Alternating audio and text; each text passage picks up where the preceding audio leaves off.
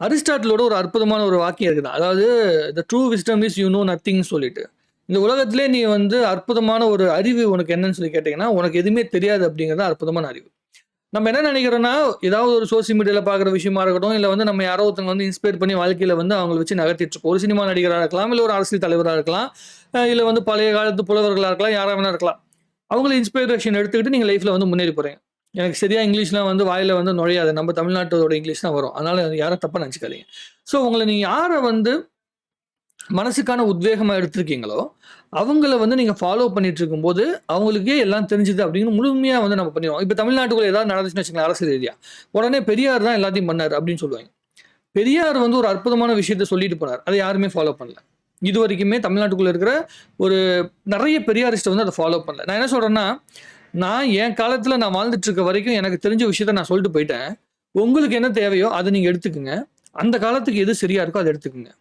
தீண்டாமை அப்படிங்கிற விஷயம் அப்ப ரொம்ப தீவிரமா இருக்கு. அதனால வந்து பாரதியார், பெரியார்லாம் வந்து பேசிட்டு இருந்தாங்க. இப்ப தீண்டாமை அப்படிங்கிற விஷயத்த தவிர்த்து நம்மளால கல்வி மூலமா முன்னேற முடியும். அப்ப கல்விக்கு உண்டான வாய்ப்பே இல்லாத நேரத்துல இவங்கலாம் வந்து பேசிட்டு இருந்தாங்க. யாரு? பாரதியார், பெரியார்லாம். ஒரு கோயிலுக்குள்ள விட முடியாத சூழ்நிலை அது இதுன்னு நெறைய இருந்தது. இந்த காலத்திலயுமே ஏதோ ஒரு இடத்துல நடக்குதுங்க. அதாவது நான் என்ன சொல்றேன்னா, ஏதாவது ஒரு இடத்துல நடக்குது அப்படிங்கிறது மட்டுமே வச்சுக்கிட்டு குளோரிஃபை பண்ண வேண்டிய அவசியம் இல்ல. அது வந்து அரசியலுக்கு தான் பயன்படும்.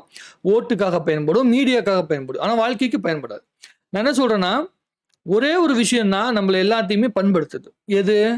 கல்வி மட்டும் தான். படிப்பு மட்டும் தான். ஸோ இத சொன்னோம்னா கிரிஞ்சும்பாய்ங்க. இந்த காலத்து ஜெனரேஷன் இந்த வீடியோ பார்த்தாங்கன்னா கிரிஞ்சும்பாய்ங்க. இல்லைன்னா வந்து என்ன சொல்லுவாய்ங்க, பூமர் அப்படின்னு சொல்லுவாய்ங்க. நான் என்ன சொல்றேன்னா, லைஃப்ல கஷ்டப்பட்டுட்டு நம்ம பட்ட கஷ்டத்த யாரும் படக்கூடாதுன்னு சொல்லி சொல்ற எல்லாருமே இந்த உலகத்துல பூமர், கிரிஞ்சு தான். அதே மாதிரி அ இப்ப என் லைஃப்ல வந்து ஒரு 15 வருஷம் வந்து நான் வந்து பேச்சுலரா வாழ்க்கையில என்னென்ன விஷயங்கள வந்து இழந்தேன் அப்படிங்கிறது தான், என் முன்னாடி இருக்கிற ஒவ்வொரு பேச்சுலருக்கும் நான் சொல்றேன். அதாவது நான் படிச்சு வந்து 2010ல வந்து நான் காலேஜ் படிச்சு முடிக்கிறேன். அந்த டைம்ல வந்து பார்த்தீங்கன்னா, இப்ப இருக்கிற ரேப்பிடோவோ, இப்ப இருக்கிற Zomatoவோ எதுவுமே இல்ல. அப்ப வந்து வெறும் 3G கனெக்ஷன். அப்ப வந்து ஆண்ட்ராய்டு ஆப்பே இல்ல. ஆண்ட்ராய்டே அப்பதான் வருது. 2010க்கு அப்புறம் தான் ஆண்ட்ராய்டுங்கிற ஒரு ஆப்பே வருது. ஸோ எங்களுக்கு வந்து சம்பாதிக்கிறதுக்கான சோர்ஸ் கிடையாது. முதல் சம்பளம் ரூ. 6,500. அப்ப மேக்ஸிமம் வந்து சென்னைக்குள்ள குடுத்துட்டு இருந்த முதல் சேலரி வந்து ரூ. 6,500. 2011 முடியும்போது தான் ரூ. 10,000 சம்பளத்த குடுக்குறாங்க. 2011 ஆரம்பத்துல தான் ரூ. 10,000 சம்பளம் சென்னையில வந்து பேசிக் சேலரி குடுக்குறாங்க. ஆனா இப்ப பேசிக் சேலரி ரூ. 16,500. மினிமம் ரூ. 15,000 குடுக்குறாங்க. ஓரளவுக்கு வந்து ரூ. 16,500 வந்து பேசிக் சேலரி வந்துருச்சு. ஆனால் உங்களுக்கு பத்தல. ஏன்னா காஸ்ட் ஆஃப் லிவிங் இன்கிரீஸ் ஆயிடுச்சு. ஆனா வருமானம் பண்றதுக்கு உண்டான சோர்சஸ் வந்து உங்களுக்கு ரொம்ப ரொம்ப அதிகமாயிடுச்சு. நீங்க யாரையும் எதிர்பார்த்து இருக்க வேண்டிய அவசியம் இல்ல. படிச்சு முடிச்சதுக்கு அப்புறம் உங்களால ஒரு 6 மாசம் வந்து ஒரு ரேபிடோ ஓட்டி அந்த வருமானத்த வச்சு உங்களால வேற வேலைய தேட முடியும். அப்பா, அம்மாவ எதிர்பார்க்காம நீங்க செய்ய முடியும். ஆனா அந்த பைக்கே கூட வாங்க முடியும். பைக்க வந்து வாடகைக்கு எடுத்து நான் நெறைய பசங்கள பார்த்துருக்கேன். பைக்க வந்து வாடகைக்கு எடுத்து, அத வந்து பார்த்தீங்கன்னா, அது மூலமா சம்பாரிச்சு ஒரு பைக் வாங்கி, அதுக்கப்புறம் ரேபிடோ ஓட்டி சம்பாதிக்கிற பசங்களயெல்லாம் நான் வாழ்க்கையில பார்த்துருக்கிறேன். ஸோ, உங்ககிட்ட வாய்ப்பு இருக்குது. அந்த வாய்ப்ப சரியா பயன்படுத்தணும். அதுதான் ரொம்ப முக்கியமான விஷயம். பாக்கெட் மணிக்குன்னு பயன்படுத்துறது இல்லைங்க. அத வச்சு அ சோசியல் மீடியா வச்சு எப்படி வந்து அடுத்த ஸ்டேஜ்க்கு கொண்டு போலாம்? அப்படிங்கிற பல விஷயங்கள வந்து யோசிக்கணும்.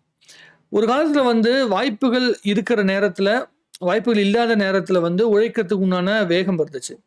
இப்ப வாய்ப்புகள் எல்லாமே அதிகமா இருக்கும்போது, உழைப்புக்கு உண்டான வேகம் கம்மியாயிருச்சு. இப்ப இருக்க ஜெனரேஷன்ல. ஏன்னா, சோசியல் மீடியா அதிகமா போச்சு. ஒரு இடத்துக்கு போய் தான் ஒரு விஷயத்த வாங்கணும் அப்படிங்கிற அவசியம் இல்ல. இப்ப நான் வந்து காலேஜ் படிச்சுட்டு மொதல்ல வேலைக்கு போம்போது, ஒரு நாளைக்கு 2 கிலோமீட்டர் நடக்கணும். ஒரு நாளைக்கு 4 மணி நேரம் வந்து நான் டிராவல் பண்ணி பஸ்ல தான் போய் ஆகணும். அப்பலாம் வந்து பார்த்தீங்கன்னா, பைக் வாங்குற அளவுக்கு யாருக்கும் வசதி கிடையாது. எல்லாரும் என்னுடைய அப்பாவே வந்து பார்த்தீங்கன்னா, இப்போ வேலை பார்த்துருந்தப்ப அவரே வந்து பார்த்தீங்கன்னா, ஸ்கூட்டில தான் டிவிஎஸ் 50ல தான் போயிட்டுருந்தாரு. ஸோ அப்படிப்பட்ட சூழ்நிலையில தான் நம்ம இருக்கிறோம். ஆனா இப்போ பைக்குங்கிறது வந்து காலேஜ் படிக்கும்போதே வந்துருச்சு. என் ஸ்கூல் படிக்கும்போதே பைக் வந்துருது. உங்க கையில ஃபோன் வந்து பார்த்தீங்கன்னா, 10, 15 வயசுக்குள்ளேயே ஃபோன் வந்துருது. எல்லா சோர்ஸஸும் உங்க கைக்கு வந்துருது. ஆனால், அந்த உழைக்கிறதுக்கு உண்டான இடத்த நோக்கி நகர்றதில்ல. எல்லாத்துலயும் லக்ஸுரிய பார்க்குற ஒரு மனநிலைக்கு வந்து இந்த சமூகம் மாறி போச்சு. அத மட்டும் கட் பண்ணிட்டு, நம்ம அடுத்த ஸ்டேஜ பத்தி யோசிச்சோம்னா, கண்டிப்பா ஒரு மிகப்பெரிய ஒரு இடத்த நோக்கி நம்ம நகர முடியும். இத வந்து அட்வைஸ்ன்னு எடுத்துக்கிட்டாலும் சரி, சஜஷன் எடுத்துக்கிட்டாலும் சரி, மனசுக்கு தோன்றத பேசி வைக்கணும்னு சொல்லி ஆசை. இன்னைக்கு தோணுச்சு நான் பேசிட்டேன். சார்ஜ் முடியிற வரைக்கும் கேமரால சார்ஜ் முடியிற வரைக்கும் பேசணும்னு சொல்லி ஆசைப்பட்டுருக்கோம். அது ஒரு 4 நிமிஷம் பேசி போடுவோமே. ஏதோ ஒரு Facebookல போய் ஒரு கன்டென்ட்ன்னு போய் உட்காந்துட்டு டைப் பண்ணி எழுதிட்டு இருக்கிறதுக்கு பண்ற நேரத்த, வீடியோல பேசிட்டு போயிட்டோம்னா, என்னைக்காவது ஒரு நாள் யாரோ ஒருத்தன் பார்த்துட்டு போறான். ஒரு நல்ல தம்ப்நெயில போட்டு போயிட்டே இருக்கலாம்னு சொல்லிட்டு, உங்களுக்கு ஏதாவது ஒரு விஷயத்த பத்தி பேசணும்னு சொல்லி ஆசைப்பட்டீங்கன்னா, இல்ல நீங்க வந்து சோர்வா வாழ்க்கையில வந்து இருக்கிற நேரத்துல, உங்கள எது உத்வேகப்பட்டுச்சு அப்படிங்கிற விஷயத்த கமெண்ட்ல எழுதுங்க. இன்னும் நெறைய பேசுவோம். வாழ்க தமிழ்நாடு! வளர்க தமிழ் மக்கள்! நன்றி.